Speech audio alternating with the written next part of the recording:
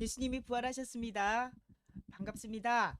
오늘 또 우리 주님과 함께 예배 드릴 테고 또 우리 유현정 집사님 소식 알려주셔서 감사합니다. 아침부터 우리 부대원들 훈련 받느라고 예배 참석 어렵다고 합니다. 영상 녹화 영상이 남으니까 그곳으로 원하는 시간 또 허락되는 시간 환경에 따라서 각자 다 다르겠지만 예배할 수 있기를 바라고 우리 이제 경배와 찬양으로 우리 부활주일 예배를 시작하고자 합니다. 오늘은 우리 각현식 집사님 가정에서 그 훈련으로 인하여 준비할 수 없는 그런 상황이었습니다. 그래서 유튜브, 네, 유튜브에 올라와 있는 부활 찬양으로 주님께 영광 돌리고 같이 기도하는 시간을 갖고자 합니다. 찬양합니다.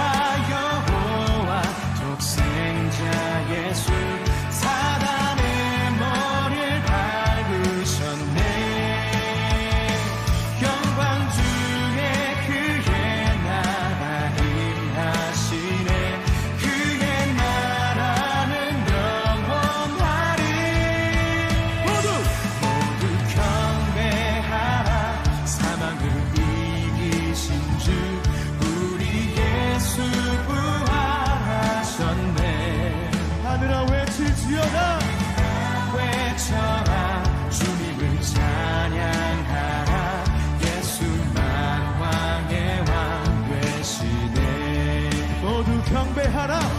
경배하라. 생명의 길 되신 주 우리 예수 부활하셨네. 땅들아 외쳐라. 주님을 찬양하라. 예수 만왕의 왕 되시네. 우리의 마음을 들으며 우리 선포하며 나아갑니다. 찬양하라 여호와 독생자 예수 사단의 머리를 밟으셨네. 영광 중에 그의 나라 임하시네. 그의 나라는 영원하리. 한 번 더 찬양하라. 독생자 예수 사단의 머리를 밟으셨네. 영광 중에 그의 나라 임하시네. 그의 나라는 영원하리. 주님께 할렐루야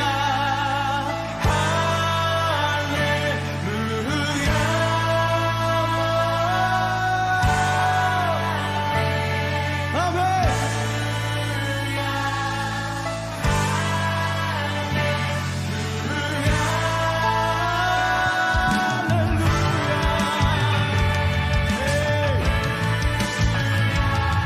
주님께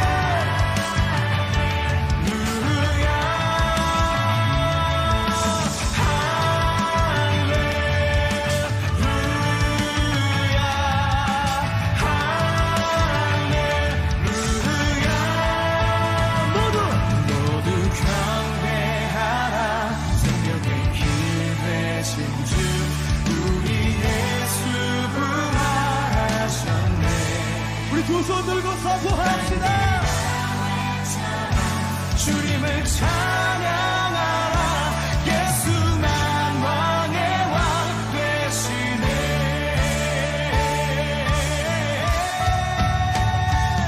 찬양하라 여호와 독생자 예수 사단의 머리를 밟으셨네.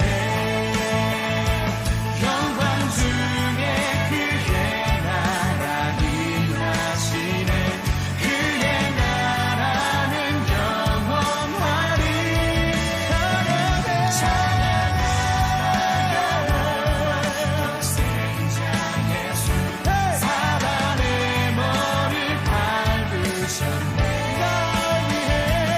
영광 중에 그의 나라 임하시네. 선포합시다.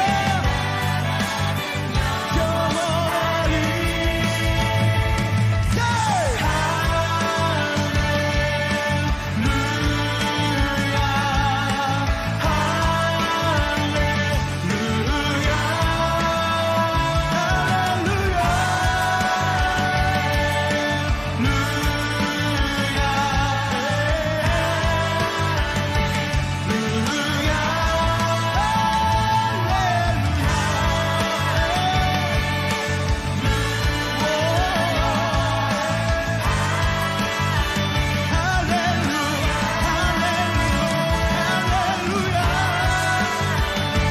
주님께 영광 부활하신 주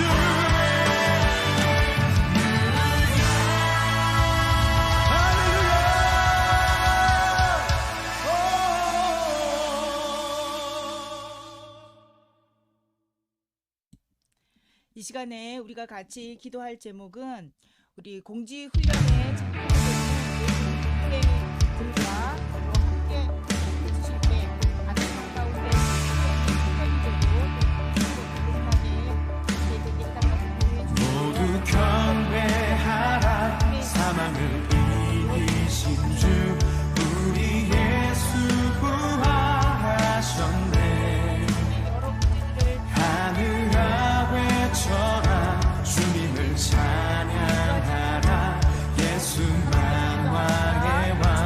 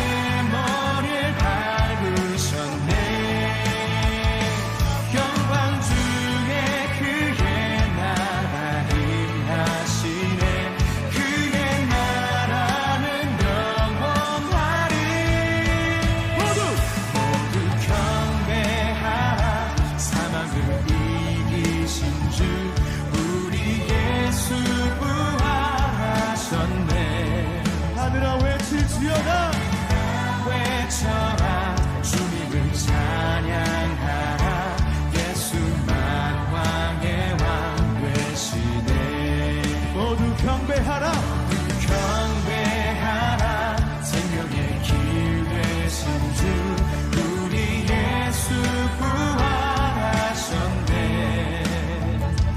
땅들아 외쳐라 주님을 찬양하라 예수만 왕의 왕 되시네 우리 마음을 들으며 우리 선포하며 나아갑니다 찬양하라 여호와 독생자 예수 사단의 머리를 밟으셨네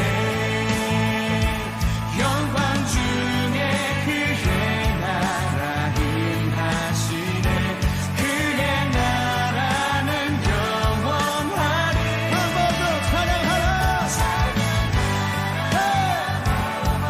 독생자 예수 사단의 머리를 밟으셨네 영광 중에 그의 나라 임하시네 그의 나라는 영원하리 주님께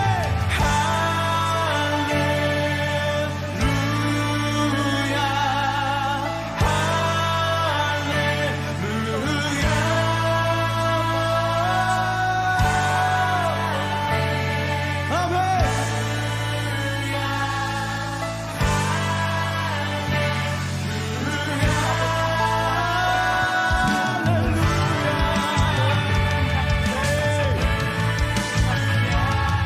주님께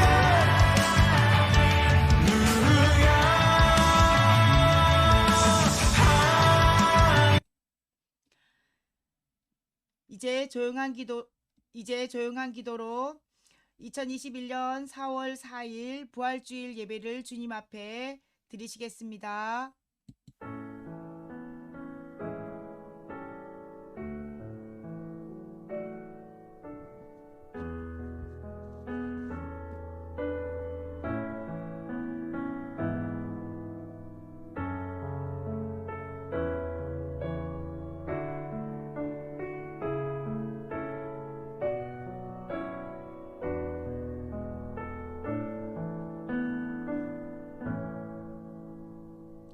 예수께서 또 이르시되 너희에게 평강이 있을지어다. 아버지께서 나를 보내신 것 같이 나도 너희를 보내노라.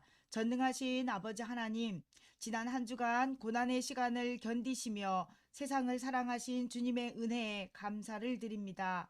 이 아침에 부활하신 주님을 바라봅니다. 새로운 희망이 생겨납니다. 부활이요 생명이라 하신 주님의 생명이 이 시간 예배하는 우리 모두에게 충만하게 임하여 주옵소서. 특별히 훈련장에서 주님께서 부활하신 이 아침을 맞이하는 장병들을 기억하여 주시고 은총을 내려 주시옵소서. 사망 권세를 이기시고 부활하신 예수님의 이름으로 기도합니다. 아멘. 성시교독 교독문 134번 같이 교독합니다. 내가 받은 것을 먼저 너희에게 전하였노니 이는 성경대로 그리스도께서 우리 죄를 위하여 죽으시고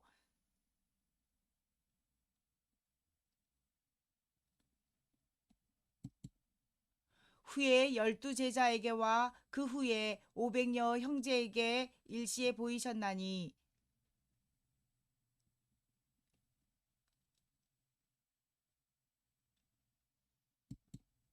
그 후에 모든 사도에게와 맨 나중에 만삭되지 못하여 난 자 같은 내게도 보이셨느니라.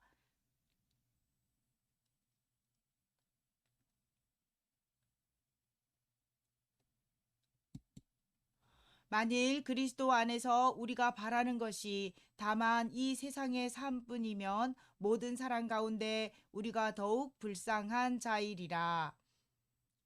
그러나 이제 그리스도께서 죽은 자 가운데서 다시 살아나사 잠자는 자들의 첫 열매가 되셨도다. 아멘.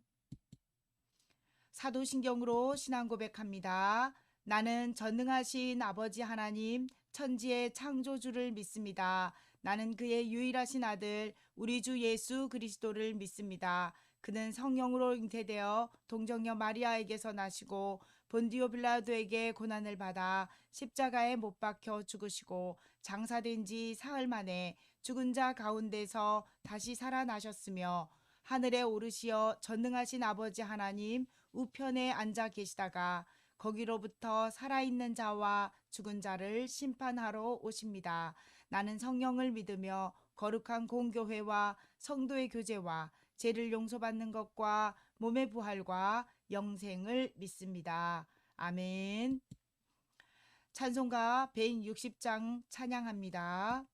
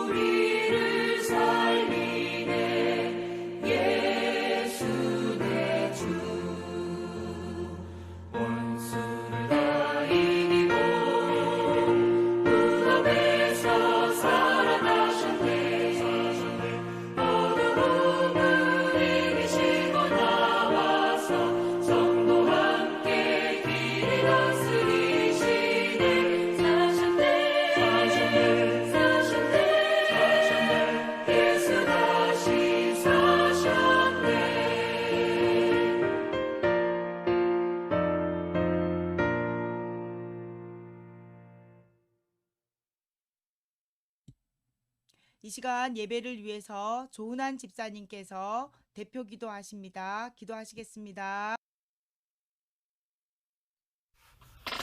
할렐루야. 능력의 주 하나님, 주님의 보혈을 의지하여 이 시간 하나님께 나아갑니다. 저희들을 죄와 멸망으로부터 구원해 주시려고 친히 십자가에 달리사 고난 당하시며 죽으시고 사망의 권세를 이기고 부활하신 주님을 믿사오며 구원에 대한 감사로 예배하오니 우리의 삶의 목적을 새롭게 확인하고 아버지의 뜻에 맞는 인격과 신앙으로 하나님께 영광 돌리게 하옵소서. 십자가의 절망 뒤에 부활의 영광으로 오신 주님, 세상과 버타여 살며 넘어지고 실패한 저희들에게 찾아오시어 저희의 믿음이 더욱 장성하게 하시고 저희도 하나님을 찬양하는 귀한 영혼들로 회복시켜 주옵소서. 사랑의 길로 인도하시는 하나님께 순종하게 하시고 하나님의 길에서 떠나지 않도록 이끌어 주옵소서. 저희를 하나님의 복된 길에 온전히 거하게 하여 주옵소서.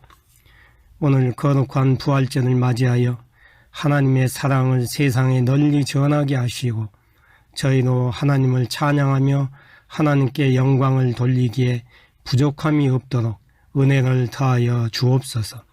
저희에게 주님을 증거하는 신앙을 갖게 하시고 하나님 나라를 위하여 헌신하는 신앙을 갖게 하시고 헌신하는 기쁨을 맛볼 수 있는 복을 허락하여 주옵소서. 성공과 번영을 인생의 목적으로 삼는 화려한 세상의 문화와 물결 속에서 살아가는 저희들에겐 하나님을 주인으로 모시고 살아가는 신앙이 부담스럽고 나의 삶에 이익이 없는 것으로 보이고 주님의 은혜가 추상적으로 느껴지고 비현실적인 가르침으로 여겨질 때도 많으나 그러나 경고하고 흔들림 없이 예수님을 우리의 주인으로 인정하고 따르는 삶을 살게 하소서. 저희의 연약함으로 범죄하지 않도록 하시고 저희의 어리석음으로 주님을 부인하는 죄를 저지르지 않게 하옵시며 오직 주 여호와만을 의지하여 하나님 나라의 소망을 가지고 이김을 주시기를 간구하오니 승리하게 주옵소서. 이 시간 신령과 진정으로 십자가의 고난과 부활로 구원을 이루시는 진리를 더 깊이 깨닫게 하여 주시옵소서. 사랑의 하나님, 이 민족을 고쳐 주옵소서. 분열과 갈등으로 나누어진 이 땅을 치료하여 주소서. 사랑으로 화합하고 일치를 이루게 하여 주시고 이 땅의 모든 영역에서 하나님의 공의가 하수와 같이 흐르게 하여 주옵소서. 국민들을 겸손히 섬기며 약하고 소외된 백성들을 돕고 위로하는 위정자들 되게 하시며 북한 땅에도 하나님의 긍휼하심이 임하길 기도합니다. 자유가 속히 회복되게 하여 주옵소서. 승정교회에 사랑하는 성도들 모두 영육간에 강건케 하옵시며 환난당하는 성도들이 있다면 주님이 위로해 주시고 그 눈물을 닦아 주옵시며 언제나 주님 안에서 자유한 자로 살아가게 하옵소서. 주님, 부대 훈련이 있습니다. 장병들의 건강과 안전을 지켜주옵소서. 지휘관들에게 부대 운영을 잘할 수 있도록 지혜를 주옵시사 임무 수행에 차질이 없는 전투력을 발휘하게 하여 주옵소서. 탁월한 성과를 얻고 끝마치게 하여 주옵소서. 주님, 이 시간 특별히 말씀을 전하실 목사님에게 함께하사 귀하신 목사님의 말씀이 선포될 때 마음의 문들이 열려지고 하나님의 동행하심을 깨닫는 귀한 시간이 되게 하여 주옵소서. 예배를 돕고 교회 활동을 위하여 아낌없는 수고를 하신 손길들에게 넘치는 복을 내려 주옵소서. 우리의 믿음의 진보와 기쁨이 넘치는 부활절이 되길 원하오며 죽음의 권세를 이기시고 부활하신 예수 그리스도의 이름으로 기도드립니다. 아멘. 하늘에 계신 우리 아버지, 아버지의 이름을 거룩하게 하시며 아버지의 나라가 오게 하시며 아버지의 뜻이 하늘에서와 같이 땅에서도 이루어지게 하소서. 오늘 우리에게 일용할 양식을 주시고 우리가 우리에게 잘못한 사람을 용서하여 준 것 같이 우리 죄를 용서하여 주시고 우리를 시험에 빠지지 않게 하시고 악에서 구하소서. 나라와 권능과 영광이 영원히 아버지의 것입니다. 아멘. 전재호 어린이가 말씀 읽어줍니다. 오늘의 말씀은 누가복음 안식 24장 후 1절에서 9절에 첫날 새벽에 이 여자들이 그 준비한 향품을 가지고 무덤에 가서 돌이 무덤에서 굴려 옮겨진 것을 보고 들어가니 주 예수의 시체가 보이지 아니하더라. 이로 인하여 근심할 때에 문득 철한 옷을 입은 두 사람 곁에 섰는지라. 여자들이 두려워 얼굴에 땅에 대니 두 사람이 이르되 어찌하여 살아있는 자를 죽은 자 가운데서 찾느냐. 여기 계시지 않고 살아나셨느니라. 갈릴리에 계실 때 너희에게 어떻게 말씀하셨는지를 기억하라. 이르시기를 인자가 죄인의 손에 넘겨져 십자가에 못 박히고 제3일에 다시 살아나야 하리라 하셨으니 한데 그들이 예수의 말씀을 기억하고 무덤에서 돌아가 이 모든 것을 열한 사도와 다른 모든 이에 알리니. 아멘. 아멘. 예수께 네. 이 시간 주님의 말씀 듣는 시간입니다. 제목은 부활 신앙으로 삽시다입니다. 네. 한 주간 또 우리가 주님의 고난을 묵상하며 우리가 고난 주간을 잘 보내고 이렇게 기쁘게 부활주의를 맞이하였습니다. 무대에 함께 할 수 있는 정말 좋은 기회였어요, 이번 주는. 왜냐면 기독교, 천주교 교회들은 오늘 하루만 한시적으로 부대에 들어갈 수 있다고 특별히 1군단에서 그렇게 조치를 취해 주셨는데 저희는 훈련 중에 있는 관계로 어차피 교회에 간다 하더라도 성만찬은 시행할 수 없고 여러 가지 성례전적인 것들은 행할 수가 없었고 그리고 가족과 용사들 분리해서 분리공간, 시공간을 분리해서 예배하라고 하는 지침이 있었고 여러 정황으로 봤을 때 우리가 함께 예배할 수 없는 상황이었어요. 특별히 훈련 중이었기 때문에 다른 것들은 뭐 가능하다 해도 할 수 없었기 때문에 온라인으로 예배 드립니다. 그럼에도 불구하고 오늘 참 기쁜 날입니다. 주님이 부활하셨고 부활하신 주님이 어떠한 의미를 지니고 계신지 우리가 같이 나누었으면 합니다. 영상 하나 보겠습니다.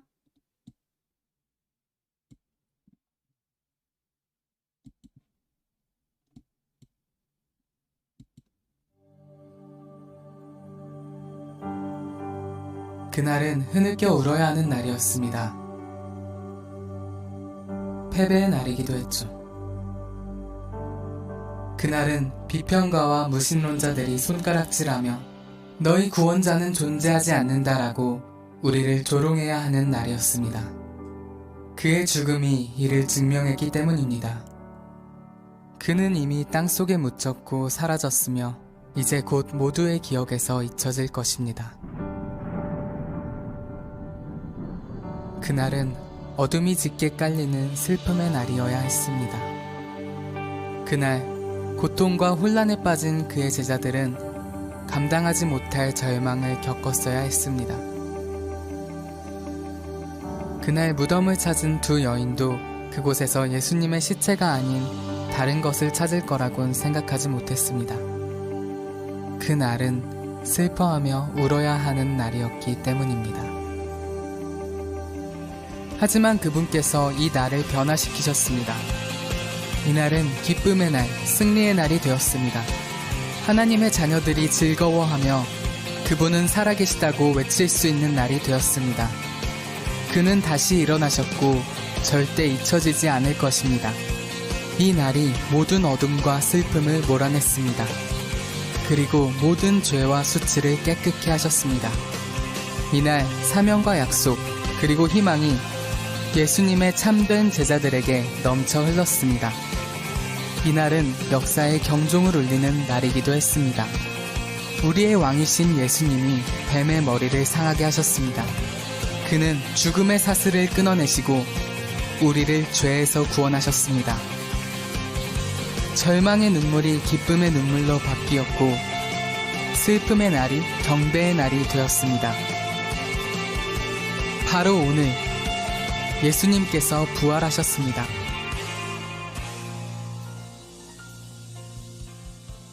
바로 오늘 예수님께서 부활하셨습니다. 말씀 듣기 앞서서 우리 잠깐 기도합니다.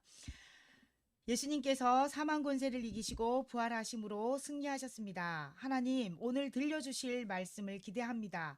부활 신앙이 무엇이며 부활 신앙으로 산다는 것이 무엇인지 깨닫기 원합니다. 예수님의 이름으로 기도합니다. 아멘. 네. 부활 신앙으로 산다는 것. 자, 인간은요, 하나님께서 흙으로 빚으시고 그리고 숨을 불어 넣어 주신 영적인 존재입니다. 창세기 1장에 정확하게 그 사실들을 잘 기록해 놓았습니다. 화학의 어떤 분자, 원자를 공부하는 사람들은 원소의 개념으로 이 말씀을 이해합니다. 사람의 구성 성분을 보면 실제로 흙을 이루는 성분들로 구성되어 있기 때문입니다. 과학자들이 너무나도 자만해져서 자기들도 흙으로 사람을 만들 수 있다고 소리를 쳤다고 합니다. 그래서 하나님께서 그러면 너희도 흙을 가지고 와서 사람을 만들어 봐라 라고 말씀하셨습니다. 그래서 사람들이 이 과학자들이 흙을 가지고 왔습니다. 자, 이렇게 흙을 가지고 왔을 때 하나님이 뭐라고 말씀하셨냐면, 야, 내 흙으로 하지 말고 너희들이 너희들의 흙으로 지어라 라고 말씀하셨대요. 우리가 사람을 뭐 짓는 것은 고사하고 흙조차도 만들어내지 못하는 그러한 피조물이죠. 그러니까 망각하고 있었던 겁니다. 하나님이 흙을 만드시고 땅을 만드시고 이 모든 것들을 만드셨습니다. 그리고 그 하나님께서 만드신 창조물 중에 우리 인간들을 너무너무 사랑하셔서 구원하고 싶어 하셨죠. 하나님을 떠난 우리를 다시 만나서 하나님과 화목하게 하시기 위해서 그의 아들 예수님을 이 땅에 보내주셨습니다. 우리가 하나님과 피조된 인간이 하나님과 이렇게 연합하기 위해서는 화목하기 위해서는 죄의 문제를 반드시 해결해야 합니다. 이 죄는 사람을 죽였거나 뭐 남의 것을 훔쳤거나 하는 그런 인간들 세계에서의 죄가 아니라 가장 근본적인 거, 하나님을 떠난 죄, 하나님으로부터 멀어진 죄, 하나님을 인정하지 않는 죄의 문제를 해결해야만 하나님과 화목할 수 있죠. 그래서 예수님께서 이 땅에 오셨고, 예수님은 그 사명을 위해서 아버지로부터 사명을 받고 이 땅에 오셨는데 아버지의 고난을 그대로 가지고 오셨습니다. 그래서 나와 아버지는 하나다라는 말씀을 예수님이 하셨죠. 완전한 인간으로 오셨고, 그러나 인간의 유한한 생명에 머무르지 않으시고 영원한 생명을 얻으셨음을 부활로 증명해 내셨습니다. 기독교 신앙에 독특함이 있다면 그건 바로 부활 신앙입니다. 예수님께서 십자가에서 죽으셔서 모든 것을 다 끝내신 걸로 끝나는 것이 아니라 부활하심으로 하나님과 우리의 관계를 완벽하게 화목시켜 주셨다라고 하는 그런 사실을 우리가 믿지 못한다면 그건 기독교 신앙이 아니고 교회 다닌다 할지라도 그것은 믿음이 없는 삶이라고 말할 수 있습니다. 예수님께서 늘 말씀하시죠. 제가 계속 반복해서 말씀하지만 예수님께서 이렇게 말씀하시죠. 내가 아버지에게서 와서 아버지께로 돌아간다라고 말씀하십니다. 그리고 이 땅에 있는 동안 아버지께로 돌아가기 전까지 예수님은 무엇을 하셨냐면 하나도 예외 없이 자신이 하는 모든 일은 아버지의 뜻을 행한 것이다 라고 말씀하십니다. 그래서 아버지께서 부여해 주신 그 사명을 완벽하게 이루셨죠. 그리고 하나님께로 다시 돌아가셨습니다. 요한복음 16장 28절의 말씀 제가 읽습니다. 내가 아버지에게서 와서 세상에 왔고 다시 세상을 떠나 아버지에게로 가노라 라고 말씀하셨습니다. 부활하신 예수님이 제일 먼저 찾아간 사람은 누구일까요? 우리는 성경을 익히 알고 있지만 부활하신 예수님께서 찾아간 사람은 여러분들 다 알고 계시죠? 그런데 만약에 여러분들이 예수님이 되어서 부활하신다면 누구를 찾아가고 싶으십니까? 혹시 종교 지도자들은 아닌지요? 야, 너희들 어떻게 하나님의 율법을 그렇게 왜곡할 수 있느냐라고 하면서 따지지 않았을까요? 아니면 그리고 그 율법에 근거해서 그 율법을 잣대로 나를 십자가에 못 박았느냐라고 하며 따지지는 않으셨을까요? 또 예수님께서 그렇게 하진 않으셨죠? 예수님께서 빌라도를 찾아가서 너 내가 죄가 없다는 것 뻔히 알면서 왜 내가 십자가에 처형당하도록 내버려 두었느냐라고 하면서 따지지도 않으셨습니다. 그리고 또 병사들을 찾아가서 야 너희들 거기서 희덕희덕 웃으면서 내 옷까지 찢어서 나눠 갖는 거 그거 좀 너무하지 않았냐 라고 하면서 역시 따져 묻지 않으셨습니다. 예수님께서 찾아간 사람들은 바로 제자들이었는데요. 고린도전서 예수님이 찾아간 사람들을 한번 알아보도록 하죠. 고린도전서 15장 4절에서 6절의 말씀 같이 읽어볼까요? 시작. 장사 지낸 바 되었다가 성경대로 사흘 만에 다시 살아나사 게바에게 보이시고 후에 12제자에게와 그 후에 500여 형제에게 일시에 보이셨나니. 게바는 베드로입니다. 베드로에게 그리고 12제자에게 그리고 500여 형제에게 참 많은 사람들에게 당신이 부활하셨다는 걸 보여주셨어요. 손에 못자국 그리고 옆구리에 창자국을 만져보게 하시면서 당신이 정말 살아났다 다시 살아났다라고 하는 것을 확인시켜 주셨습니다. 왜냐하면 사복음서에 가면은 예수님이 만난 제자들의 이야기가 더 구체적으로 나옵니다. 무덤에서 울고 있는 여인들, 절망하고 있는 누군가가 예수님의 시체를 훔쳐갔어요 라고 절망하고 있는 이 여인들을 찾아오시고 또 베드로를 찾아가시고 또 도마를 만나주시고 그리고 엠마오로 돌아가는 제자들을 만나주시고 물고기를 잡으며 낙향하여 낙심하고 있는 그런 제자들을 찾아가시는 그 이야기들이 세세하게 사복음서에는 기록해 놓고 있습니다. 예수님이 왜 이렇게 제자들을 찾아가셨을까요? 이유가 있습니다. 첫 번째, 예수님께서 제자들을 찾아가셔서 제일 먼저 하신 말씀, 입을 열어서 처음으로 하신 말씀이 있습니다. 평안하냐? 평강이 있을지어다. 처음 만날 때마다 이렇게 첫 마디를 하셨습니다. 평강하냐? 평강이 있을지어다. 왜냐하면 이 당시 제자들은 굉장히 불안했습니다. 예수님을 십자가에 못 박혀 죽인 그런 로마의 군사들이 자신들을 색출해서 똑같이 죄형을 물을 거라는 불안감이 있었고요. 그리고 예수님을 배반했다라고 하는 죄책감에 굉장히 시달려야만 했습니다.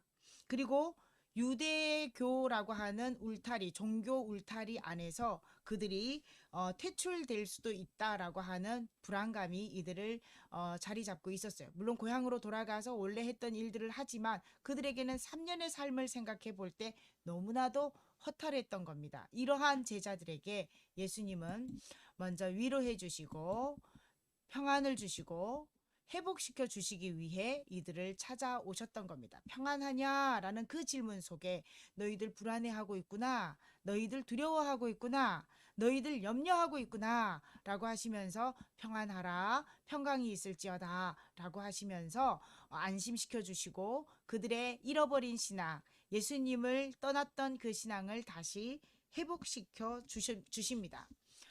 그런데 예수님께서 제일 먼저 만난 사람이 마리아였거든요.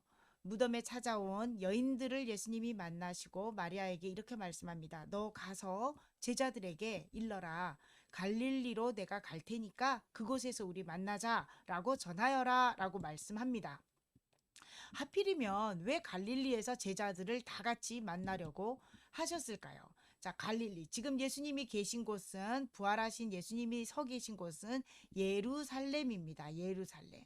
그리고 이제 갈릴리로 가자라고 하는데 예루살렘에는 예수님을 기억할 만한 장소가 있죠. 십자가에서 죽으신 그 십자가 밑도 있겠고 또 예수님께서 죽으시기 전날 밤 땀방울이 핏방울이 되도록 기도했던 겟세마네 동산도 있었고 그리고 마지막 식사를 나누었던 마가의 다락방도 그곳에 있습니다. 그런데 바로 예루살렘이 아니라 예수님께서 선택하신 지역은 갈릴리입니다. 이 갈릴리는 제자들이 살고 있던 제자들의 고향이었고 그곳에서 제자들은 예수님을 만났고 예수님이 행하신 수많은 기적들을 거기서 체험을 했습니다.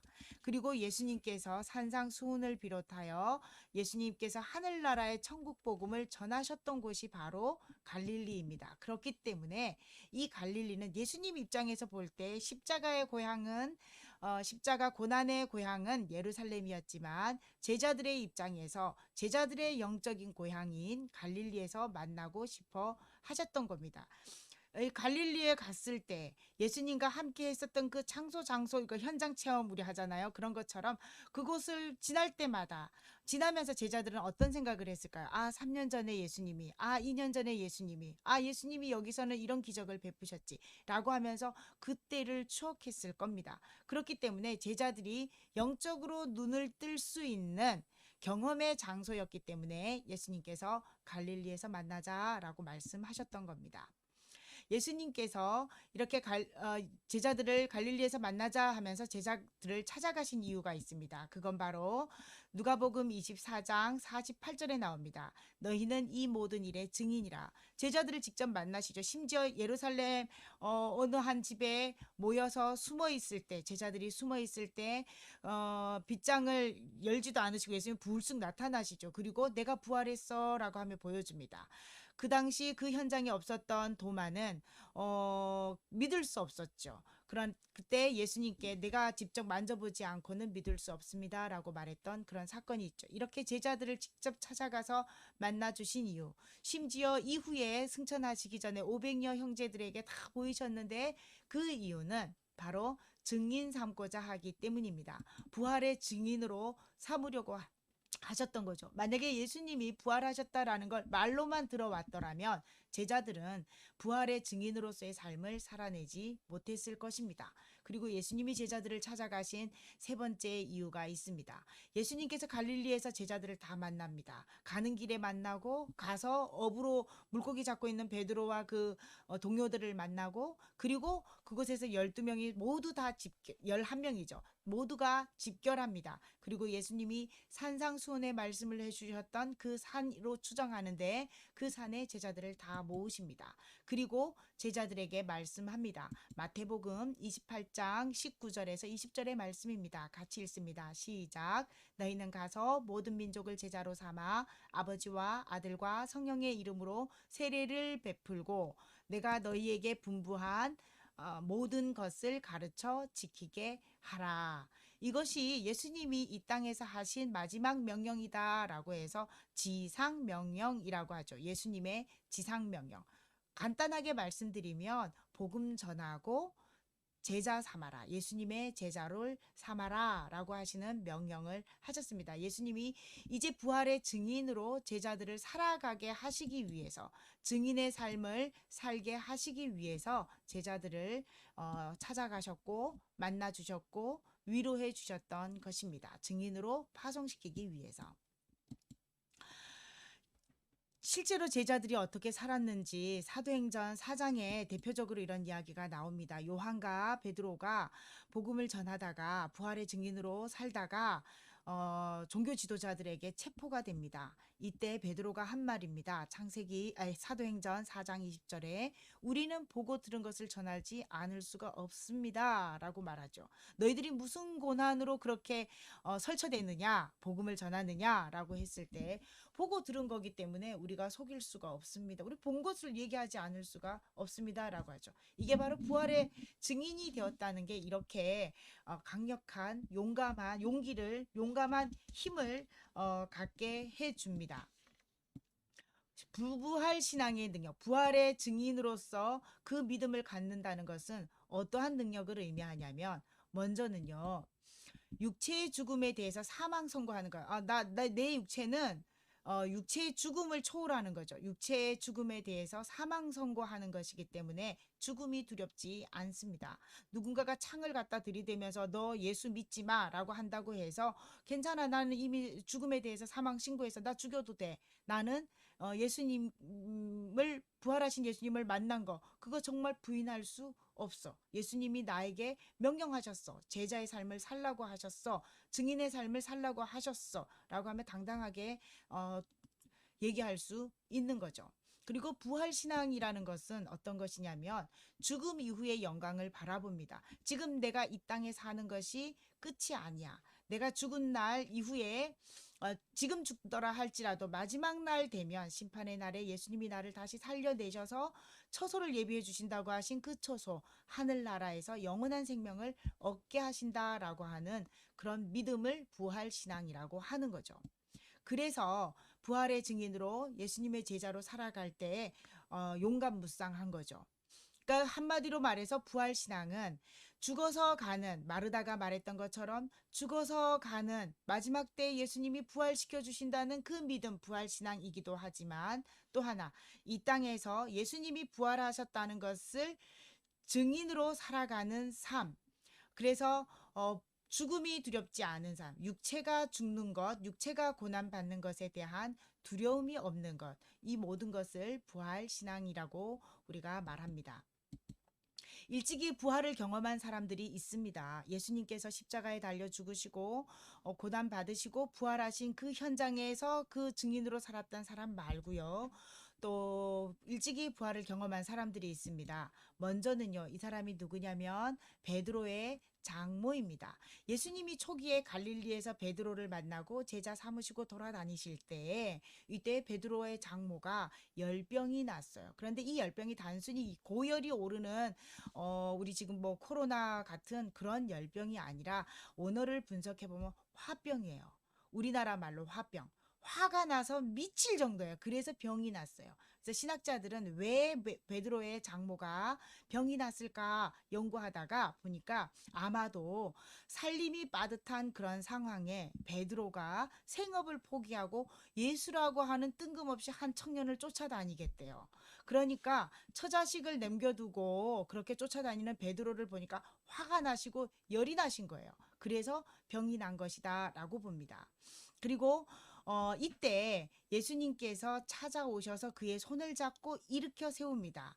이때 일으켜 세우실 때 일으켜 세우다라고 할 때 사용됐던 단어가 부활을 뜻하는 아나스타시스입니다. 일으켜 세우실 때.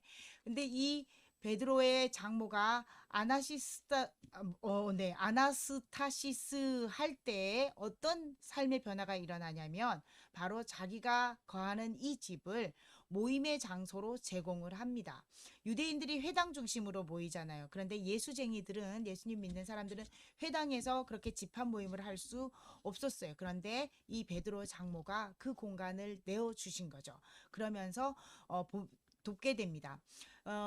베드로의 장모가 예수님께 어떻게 나면 수종 들었다라고 성경에는 나옵니다. 수종 들었다. 그런데 이 수종 들었다의 원어는 섬김을 뜻하는 단어입니다.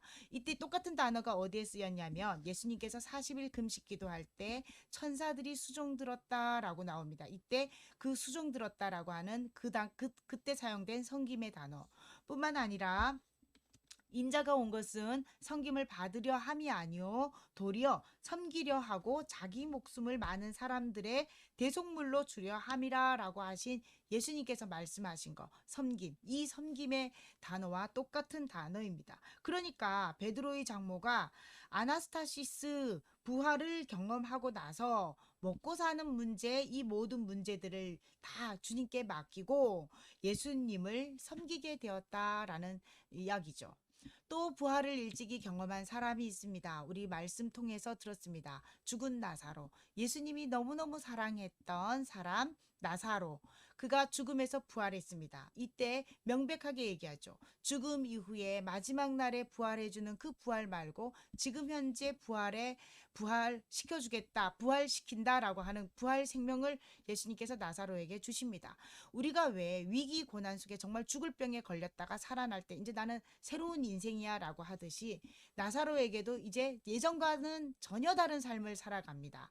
물론 그의 자매들도 전혀 다른 삶을 살아갔을 거라고 추정해 볼 수 있습니다. 왜냐하면 마지막까지 예수님을 쫓아다닌 마리아의 모습을 보면 그리고 향유 부어주는 그런 모습들을 보면 분명히 이전과는 다른 삶을 사는데 그 삶이 바로 부활 신앙이었던 거죠.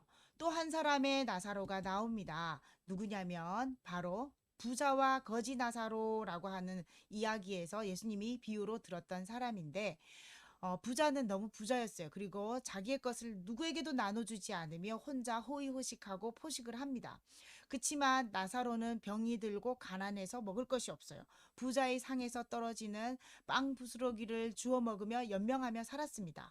이 두 사람이 어느 날 한시에 죽습니다. 그런데 나사로는 천국의 아브라함 품에 안겨 있고 그리고 부자는 지옥에 떨어지게 되죠. 그런데 나사로는 지옥을 볼 수 없었지만 이 부자는 천국을 볼 수 있었어요. 이렇게 봤더니 나사로가 너무 행복해 보이는 거예요. 아, 이런 곳이 있었구나. 이렇게 무시무시한 지옥과 그리고 저 아름다운 천국이 있는 줄 내가 알았더라면 이렇게 살진 않았을 것을 라고 하면서 후회하면서 이렇게 이야기하죠. 아브라함에게 말합니다.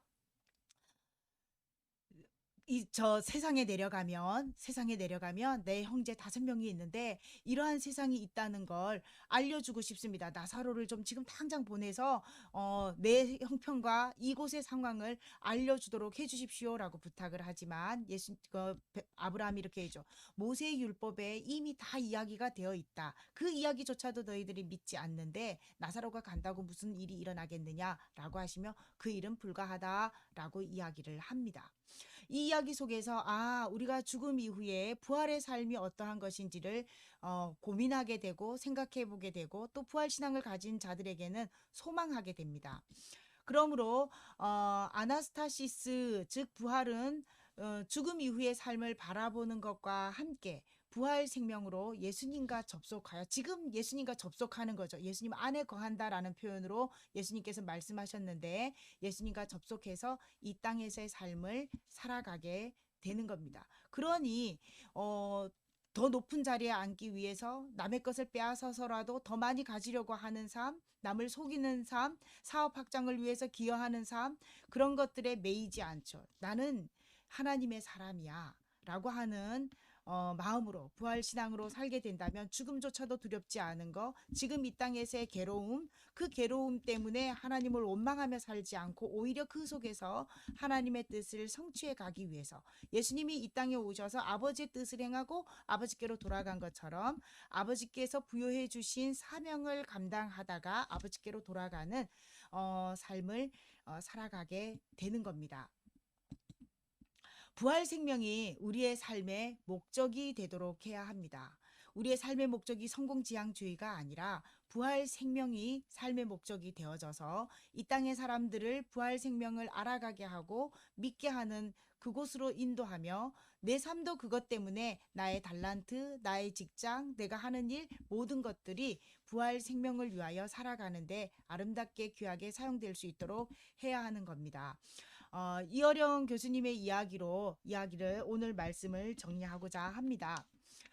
이분이 참 나이 드셔서 예수님을 영접하게 되죠. 그 위대한 지성인이 우리나라에서 정말 탁월한 이 지성인이 어떻게 종교를 갖는단 말이야 라고 사람들은 이야기합니다. 그런데 분명하게 말씀드리지만 종교는 나를 위한 신에게 나를 위해서 어떻게 해달라고 비는 것이 종교이지 기독교는 그런 종교의 개념이 아니죠. 하나님께서 먼저 찾아와 주셨고 나를 사랑해 주셨고 나는 그것에 반응해서 살아가는 삶이기 때문에 내 안위와 내 축복, 내게 복을 달라고 비는 그런 기복적인 종교의 개념이 아닙니다. 이어령 교수님이 바로 그러한 사실을 아셨고 깨달으셨습니다. 그분의 말씀이 여러 곳에서 간증하신 것, 또 책을 통해서 하신 말씀들을 모아서 총정리해 보면 이렇습니다. 나는 예수 믿고 많은 것을 잃었다. 사랑하는 딸을 잃었고 외손자를 잃었다. 그리고 나도 몹쓸 병에 걸렸다. 지금 투병 중이십니다. 암 투병 중이십니다. 사람들은 예수 믿고 고난 당한다며 비난을 한다. 그런 예수 왜 믿냐라고 말한다. 그러나 그것은 두렵지 않다. 내가 하나님의 자녀가 된 기쁨과 비교할 수 없기 때문이다. 사람들이 치료를 받으라고 한다. 하루 6시간씩 병원을 오가며 방사선 치료를 받는 것이 나는 싫다. 시간이 아깝다. 이제 더 살면 무엇하겠는가? 젊은 여러분들은 적극 의학의 힘을 빌어서 치료를 받으시오. 나는 지체할 수 없습니다. 남은 생은 그리스도인들을 위해서 글을 쓰겠습니다. 지금도 지필에 몰두하세요. 그런데 이분의 지필에 색깔이 좀 달라졌어요. 그전에는 지성을 자랑하는 글을 썼다면 이제는 이분의 책 어디에도 뭐 예수 믿으시오, 예수님이 진리입니다 라는 노골적인 이야기는 하지 않으세요. 당신이 가지고 있는 과학적인 지식과 그리고 지성의 그런 여러 가지 문학에서 오는 그런 여러 가지 지적인 것들을 융합해서 지성의 결정체를 만들어내서 복음을 해석하는 형식으로 그렇게 글을 쓰시고 말씀을 하십니다. 이분의 강연도 아프시지만 편찮으시지만 강연도 많이 하고 다니시는데 그분의 얘기를 들어보면 직접적인 복음 선포, 목사님들이 전하는 그런 복음의 모습은 아니에요. 하지만 그 안에 참된 진리를 잘 해석해 낼 수 있는 융합적인 사고를 발견하게 됩니다. 자신의 재능으로, 이분이 갖고 있는 재능이 바로 그거잖아요. 지성이잖아요. 그러니까 당신이 가지고 있는 재능으로 예수를 증거하고 있는, 그리고 그것으로 글을 통해서 전달하고 있는 이 어려운 교수님과 같이 우리들도 삶의 현장, 내가 가지고 있는 달란트, 내가 가지고 있는 나의 삶의 방식으로 복음을 전해야 합니다. 가서 제자 삼으라 했던 말씀을 전하여야 합니다. 고린도전서 15장 17절에서 19절에 그리스도께서 다시 살아나신 일이 없으면 너희의 믿음도 헛되고 너희가 여전히 제 가운데 있을 것이요 만약 그리스도 안에서 우리가 바라는 것이 다만 이 세상의 삶뿐이면 모든 사람 가운데 너희가 더욱 불쌍한 자이리라 라고 말씀하였습니다. 부활 신앙으로 우리가 살아가고 부활신앙 가운데 이 땅에서의 삶을 살아갈 만한 충분한 이유가 있고 가치가 있습니다. 우리 부활신앙으로 잘 삽시다. 아멘. 이제 결단의 문장을, 결단 말씀을 우리 같이 믿음으로 고백하겠습니다. 시작. 부활신앙으로 365일 24시간 예수님과 접속하여 제자 삼는 삶, 증인의 삶을 살겠습니다. 믿음으로 고백되어졌습니까? 우리 손 모으고 기도하겠습니다. 사랑의 하나님, 십자가의 죽음과 부활을 통해 하나님의 아들이심을 확증하셨고 부활의 첫 열매가 되신 예수님을 통해 우리에게 부활신앙으로 살아가도록 소망을 주셔서 감사합니다. 24시간 365일 예수님과 접속하여 우리 삶의 현장에서 부활의 증인으로 살아가게 하옵소서. 세상이 두렵지 않는 믿음을 주시고 세상의 미련을 듬으로 이생의 자랑과 안목의 정욕과 육신의 정욕을 쫓아 사는 어리석음을 깨닫게 하시고 복음의 본질을 위하여 살아가게 하여 주옵소서. 예수님의 이름으로 기도합니다. 아멘. 말씀 퀴즈입니다. 오늘은 좀 다 참여해 주세요. 어린이들, 어른들 할 것 없이 우리 승민 형제도 참여를 적극적으로 해주시기 바랍니다. 문제. 예수님이 재림하셔서 세상을 심판하시는 마지막 날에 믿음으로 살다가 죽은 자들을 부활시키셔서 천국으로 데리고 가신다는 것을 믿고 또 하나 매일매일 삶 속에서 부활하신 예수님과 접속하여 사는 믿음이 있습니다. 이런 믿음을 무슨 믿음이라고 합니까? 무슨 신앙? 네, 두 글자 땡땡신앙입니다. 정답 올려주시는 동안에 우리가 주님께 준비한 예물을 드리면서 결단 찬송 드립니다.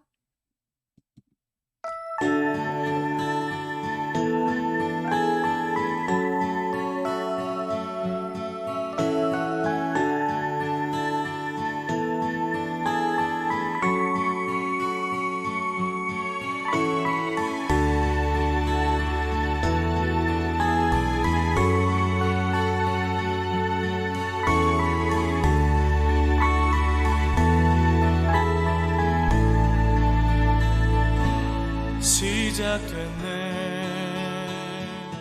우리 주님의 능력이 나의 삶을 다스리고 새롭게 하네.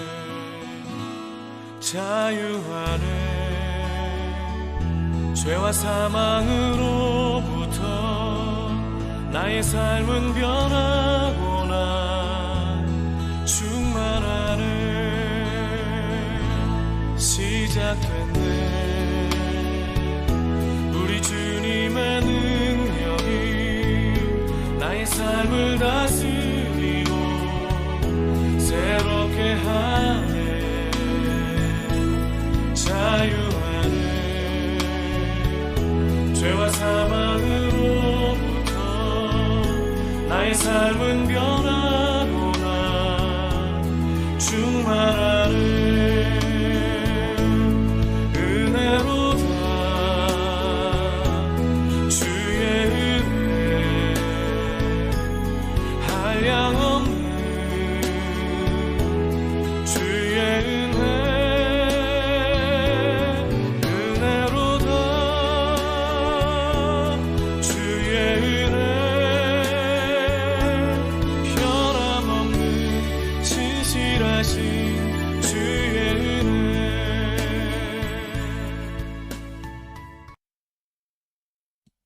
우리 교회 소식 전하는 시간입니다. 네. 주님의 이름으로 환영하고요. 예수님이 부활하셨습니다. 우리 출석 체크 부탁드리고요. 네, 잘하고 계십니다. 다들. 반갑습니다. 우리 50일 전차대대 부대원 전원은 참여하지 못하였으나 우리의 예배는 계속되어지고 있고, 그러나 이분들 마음 안에 하나님을 생각하고 하나님을 기억하고 있음을 알고 우리가 중보합시다. 오늘은 부활주일입니다. 부활란 포장으로 수고해주신 각현직 집사님과 그 가족들에게 감사드리고요. 그리고 승전 식구 모두 부활신앙으로 우리 날마다 승리하는 삶을 살아가도록 합시다. 연대순 성경 읽기 계속 진행 중이고요. 자, 공지훈련이 지금 진행 중인데 5일에서 9일이라고는 하지만 이미 부대의 모든 장비들 이동했고 오늘 훈련 들어가고 있다고 우리 소식이 들어왔는데, 특별히 기도해 주십시오. 안전함 가운데 훈련의 모든 과정에 주님이 함께해 주시고 성과 있게 하시고 강군으로 거듭나게 하시고 주님의 일이 되게 해달라고 이렇게 기도해 주시기 바랍니다. 다음 주에 우리가 부대에도 못 들어가고 성만찬도 진행할 수 없는, 그리고 모두가 다 함께 참여할 수 없었기 때문에 성만찬을, 부활절 성만찬은 온라인으로 다음 주에 진행하기로 하였습니다. 토요일에 제가 가정 단위로 부활란을 담은 우리 친구들, 여러분들은 오늘 부활란을 좀 먹어봐야 되는데 네, 부대에서는 드셨겠지만 그래서 부활란 바구니를 제가 준비하고 있습니다. 각 가정별로 바구니가 하나씩 갈 거고요. 그리고 성만찬 준비물을 거기에다 담고 안내지를 담고 설명서를 같이 넣어서 가정을 돌 겁니다. 멀지 않은 곳이니까 한 바퀴만 돌면 될 것 같고요. 특별히 교회에서 예배가 진행되어지게 될 경우 우리 참여하는 용사들을 위해서도 준비해서 들어갈 수 있도록 우리 유현정 집사님 가정을 통해서 이렇게 전달되어질 수 있도록 조치를 취하도록 하겠습니다. 은혜로운 성만찬이 될 수 있도록 지금부터 기도로 준비해 주시기 바라고요. 다음 주에는 윤희정 성도님 그리고 최홍록 성도님 예배 담당이십니다. 그리고 우리가 온라인 포스터를 만들었습니다. 원티드와 지저스24 두 종류인데 다 똑같이 밴드로 이렇게 들어와서 가입할 수 있도록 만들어져 있는데, 어느 것이든 우리가 이것을 주변의 용사들에게 뿌려서 같이 교회에 예배 드릴 수 있도록 하자, 종교 행사 참여하자라고 이렇게 동요하는데 활용해 주셨으면 감사하겠습니다. 그리고 기프티콘 안내가 밴드에 올라와 있는데 전달할 때 그 기프티콘 안내도 같이 해줘서 같이 예배할 수 있는 장을 마련할 수 있도록, 이것이 또 전도입니다. 우리 용사들 많이 들어오지 못하고 있는데 힘써서 우리 전도 해주시기를 부탁드립니다. 그리고 4월 18일 다음 주죠. 우리 실행부 회의를 하려고 합니다. 온라인으로 줌을 통해서 교제하는 시간 갖도록 하겠습니다. 한 주간 주님과 함께 하심으로, 주님과 접속하심으로 승리하시기를 부탁드립니다. 우리 교회여 일어나라 찬양하고 그리고 축도함으로 예배를 마칩니다.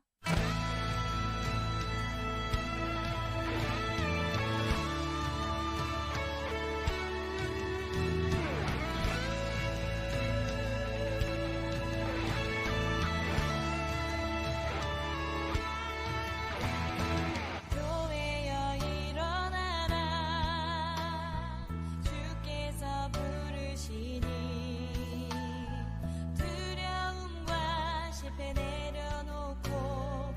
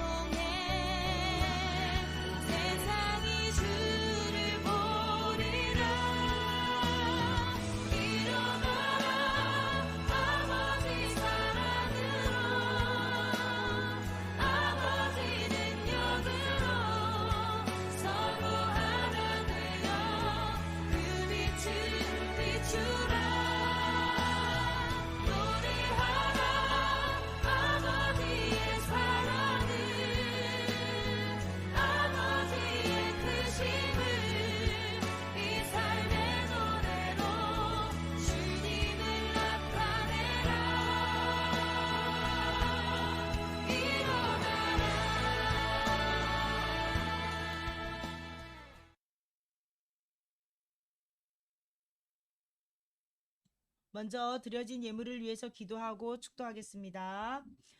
주님께 감사의 마음과 부활의 기쁨을 담아 헌금을 드립니다. 마음과 정성과 물질을 받으시고 하늘 창고를 바라보며 주님께 간구하는 자들을 위해 피로들을 공급하여 주시고 우리 승정교회가 복음을 전하는 일에 부족치 않도록 도우시며 정성을 다한 성도들의 아름다운 손길을 축복하여 주옵소서. 예수님의 이름으로 기도합니다. 축도합니다. 우리를 위해서 십자가의 사랑을 보여주시고 부활하심으로 참으로 하나님의 아들이심을 나타내신 우리 주 예수 그리스도의 은혜와 죄에 빠진 우리를 사랑하사 구원하여 주시고 삶의 모든 부분에 주인 되신 성부 하나님의 무한하신 은총과 일마다 때마다 도우시는 성령님의 인도하심이 속히 부활신앙을 가지고 주님의 제자 되기로 결단한 성도들과 공지훈련을 하고 있는 51 전차대대와 72사단 전차대대 위에 이제로부터 영원토록 함께 있을지어다. 아멘.